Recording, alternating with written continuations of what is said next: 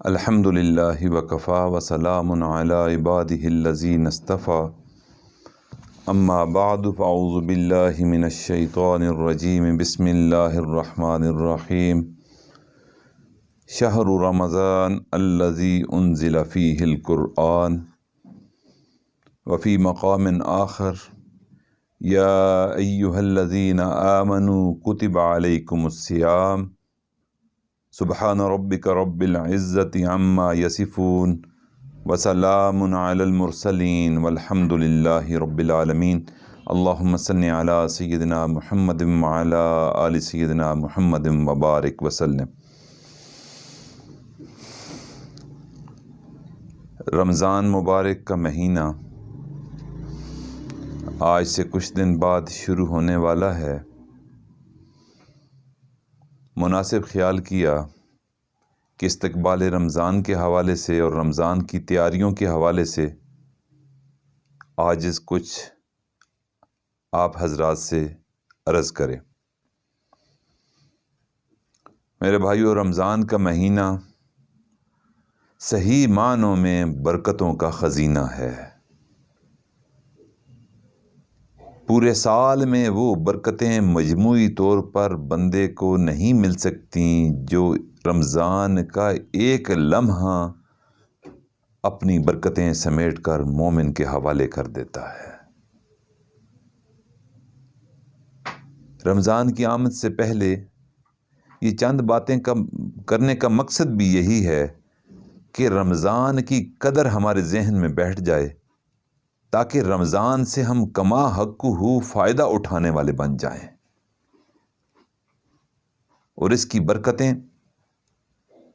اور ان برکتوں کا تناسب امام ربانی حضرت مجدد الفسانی رحمۃ اللہ فرماتے ہیں کہ پورے سال کی برکتوں کو اگر جمع کر لیا جائے تو رمضان کے ایک لمحے کے ساتھ وہ بھی نسبت نہیں جو قطرے کو سمندر کے ساتھ ہو سکتی ہے۔ اس لیے میرے بھائیوں، ہم نے کوشش کرنی ہے کہ اس رمضان کو ہم قیمتی بنا لیں، اور ہمارے اکابر بھی اس بارے میں بڑی جد و جہد رمضان میں فرمایا کرتے تھے۔ حضرت شاہ عبد القادر رائے پوری رحمۃ اللہ علیہ کا معمول مبارک تھا کہ 29 شعبان کو تمام سالکین سے الوداعی ملاقات کر لیتے تھے۔ کہتے تھے کہ تم بھی رمضان سے فائدہ اٹھاؤ، میں بھی رمضان کی برکتوں کو سمیٹوں گا، اور اپنے خادم کو ایک تھیلا دے دیا کرتے تھے کہ پورے رمضان میں جو خطوط میرے نام آئیں اس تھیلے میں ڈالتے رہنا، میں عید الفطر کے بعد ان خطوط کا جواب دیا کروں گا۔ آپ دیکھ لیجئے کہ رمضان کی قدر ان کے مہینے میں، اس مہینے میں ان کو کتنی قدر تھی، اپنے اوقات کو قیمتی بناتے تھے۔ اسی طرح حضرت مولانا زکریا رحمۃ اللہ علیہ کے بارے میں آتا ہے کہ خلاف توقع بغیر ٹائم لیے ایک ساتھی شیخ الحدیث حضرت مولانا زکریا رحمۃ اللہ علیہ کی خدمت میں حاضر ہوا۔ آپ اس وقت تلاوت فرما رہے تھے۔ عام دنوں میں ان کا معمول تھا کہ جب بھی کوئی سالک، کوئی ملنے والا آ جاتا، آپ اپنی مصروفیات میں سے وقت نکال کر اس کو شرف ملاقات بخشتے۔ لیکن جب رمضان کا مہینہ آیا اور وہ بندہ ملنے کے لیے آیا رمضان میں، آپ نے اپنی تلاوت نہیں روکی، اور جو معمول تھا اس کے کرنے کے بعد چند سیکنڈز میں اس کو فارغ کر دیا کہ میرے بھائی آپ بھی رمضان سے فائدہ اٹھائیں اور مجھے بھی رمضان سے فائدہ اٹھانے دیں۔ اللہ اکبر! ان کے دل میں رمضان کی کیا عظمت ہوگی۔ اور رمضان کی راتیں، اس سے بھی ہمارے اکابر نے بھرپور فائدہ اٹھایا۔ حضرت شیخ الہند رحمۃ اللہ علیہ کا معمول مبارک تھا کہ رات عشاء کے بعد تراویح شروع ہوتی، اور اس تراویح کا اختتام صبح سحر کے وقت ہوا کرتا تھا۔ پوری رات مصلی پر کھڑا رہنا ان کا معمول مبارک تھا۔ رمضان سے یوں لگاؤ تھا کیونکہ ان کے دل میں رمضان کی عظمت تھی۔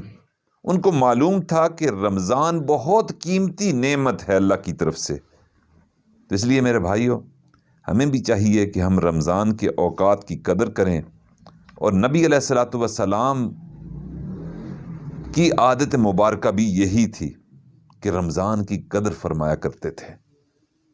حدیث مبارکہ ہے، حضرت عائشہ رضی اللہ عنہا فرماتی ہیں، کان رسول اللہ صلی اللہ علیہ وسلم یجتہد فی العشر الاواخر ما لا یجتہد فی غیرہ۔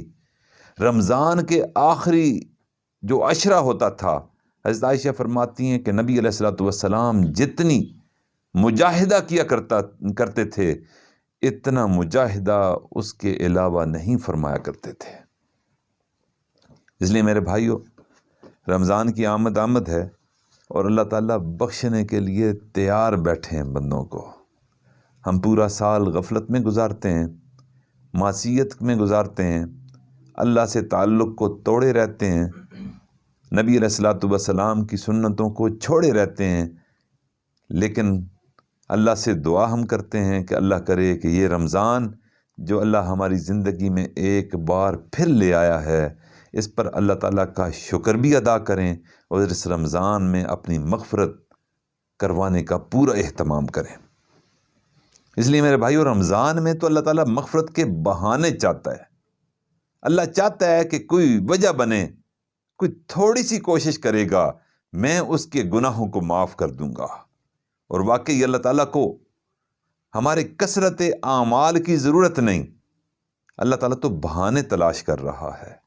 شاعر نے کہا، رحمت حق بہا نمی جوید، رحمت حق بہانہ می جوید۔ اور واقعی رمضان میں تو اللہ بہانہ چاہتے ہیں۔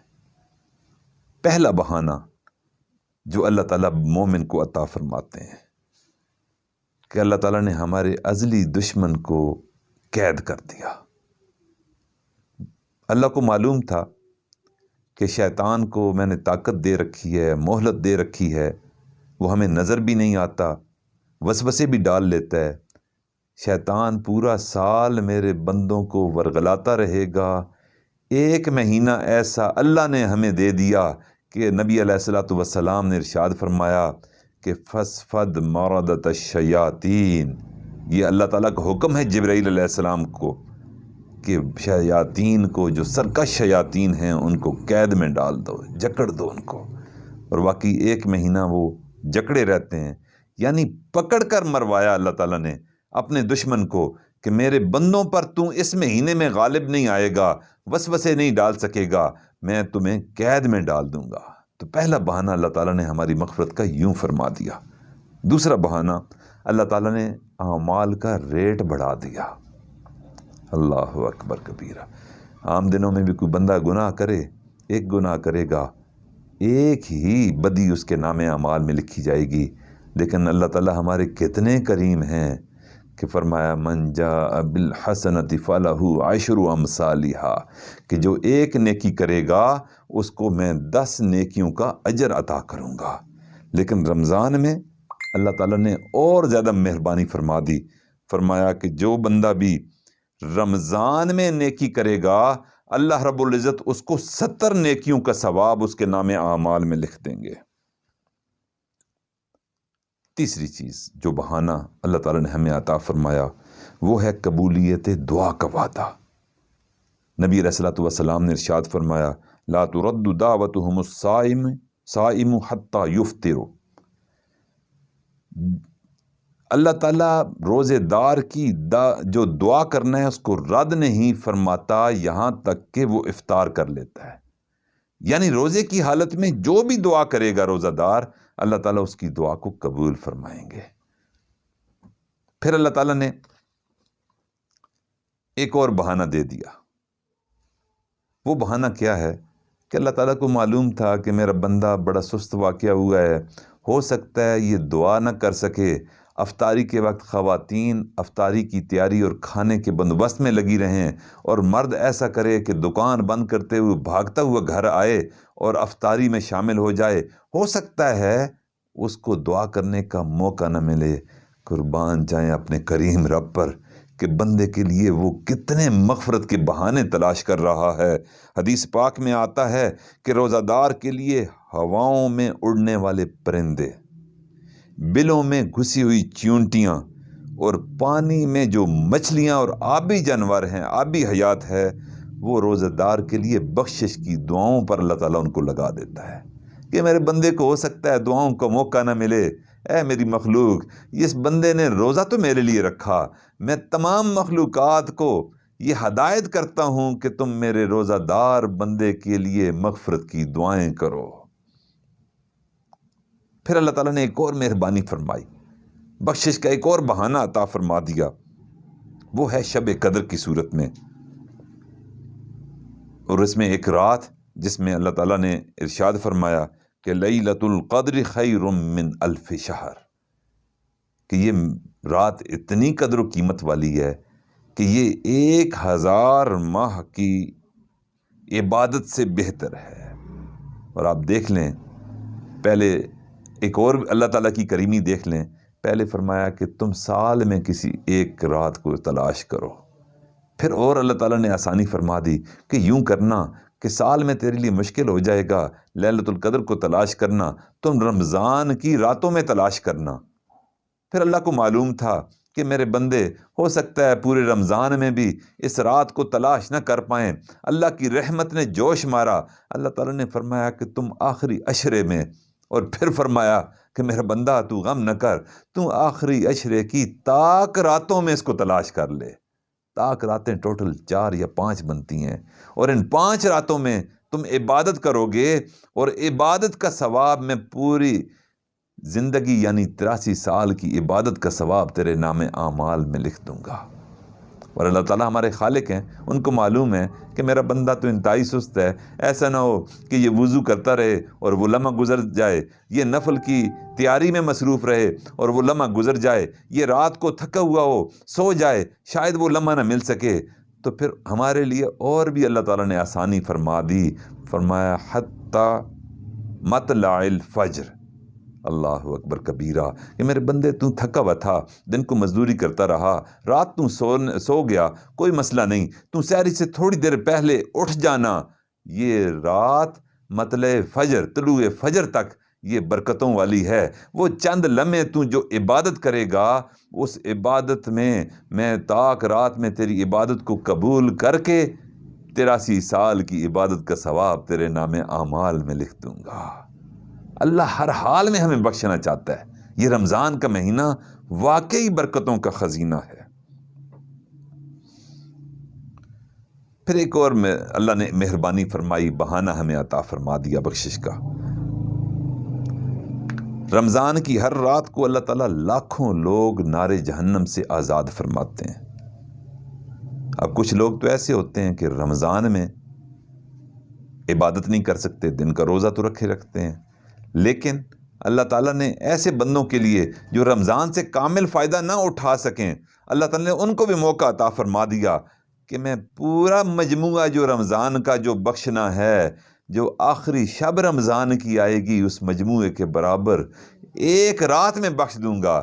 میرا بندہ، تو آخری لمحے میں تجھے احساس ہوا کہ رمضان گزر گیا، میں فائدہ نہ اٹھا سکا، میرے رب نے تجھ پر رحمت کے، مغفرت کے دروازے اور وا کر دیے کہ تو پریشان مت ہو، جتنا میں نے 29 رمضان تک لوگوں کو معاف کر کے جنت میں داخل کیا ہے، جہنم سے آزاد کیا ہے، میں آخری شب میں ان کا مجموعہ اور آزاد نار جہنم کر دوں گا۔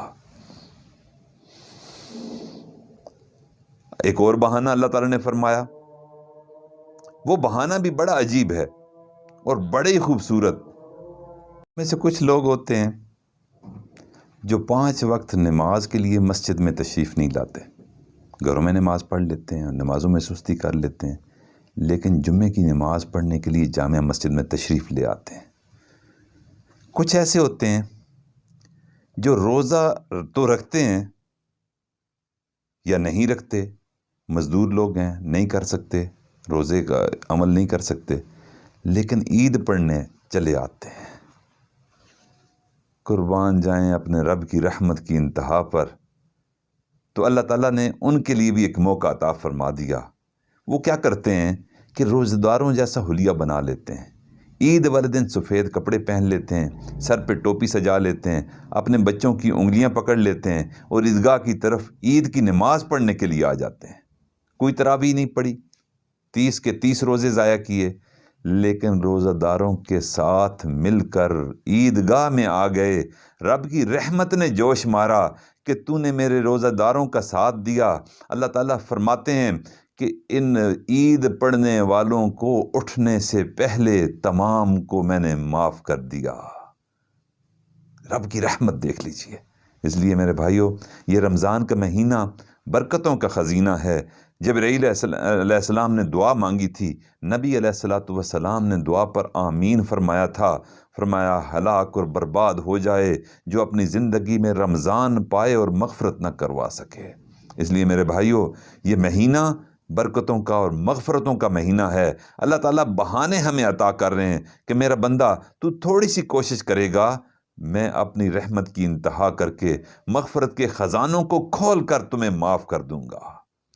اور پھر ہمارا ایک اور بھی عادت ہوتی ہے کہ جو بڑے لوگ ہوتے ہیں وہ کسی مزدور سے اس کی مزدوری کا ریٹ نہیں چکاتے۔ مثلاً کہ الیکٹریشین کو بلایا، دکھایا کہ یہ کام کرنا ہے، ریٹ نہیں طے کرتے، کہتے ہیں میں تجھے راضی کر دوں گا، تم کام کرو۔ اللہ اکبر! ان کے پاس دنیا کی نعمت بہت ہوتی ہے، مال و منال بہت ہوتا ہے، وہ ریٹ طے کرنا مناسب نہیں خیال کرتے کہ یہ کتنا مانگ لے گا۔ 500 کی مزدوری بنتی ہے، ڈبل مانگ لے گا، ٹرپل مانگ لے گا، میں اس کو دے دوں گا۔ اللہ تعالیٰ تو پھر دنیا کے سخیوں کا بھی مالک اور پروردگار ہے۔ نبی علیہ السلام نے ارشاد فرمایا کہ اللہ تعالیٰ فرماتے ہیں الصوم لی وانا اجزی بہ۔ اللہ تعالیٰ نے کہا کہ میں ہی اس کا بدلہ دوں گا، خود دوں گا۔ فرشتوں، تمہیں دینے کی ضرورت نہیں۔ ہو سکتا ہے میرے بندے نے چند لمحے رمضان کو قیمتی بنانے کی کوشش کی ہو، اب اس کا معاملہ اور میرا معاملہ ہے، وہ میرا بندہ ہے، میں اس کا پروردگار ہوں، تم اس کا حساب کتاب نہیں کر سکتے۔ روز قیامت جب یہ تھوڑی سی جدوجہد رمضان میں کرنے والا میرے پاس آئے گا تو میں اس کو از خود اپنی طرف سے جزا عطا کروں گا۔ تو روزے دار کی میرے بھائیوں بہت ہی قدر و قیمت اللہ تعالیٰ کے ہاں ہے۔ اللہ تعالیٰ سے دعا ہے کہ اللہ تعالیٰ ہمیں اس رمضان میں صحیح فائدہ اٹھانے کی توفیق عطا فرمائے۔ اور واقعی رمضان کے مہینے میں اللہ تعالیٰ بندے سے یوں فرما رہے ہوتے ہیں کہ ہم تو مائل بکرم ہیں، کوئی سائل ہی نہیں، راہ دکھلائیں کسے، راہ رو منزل ہی نہیں۔ وآخر دعوانا ان الحمد للہ رب العالمین۔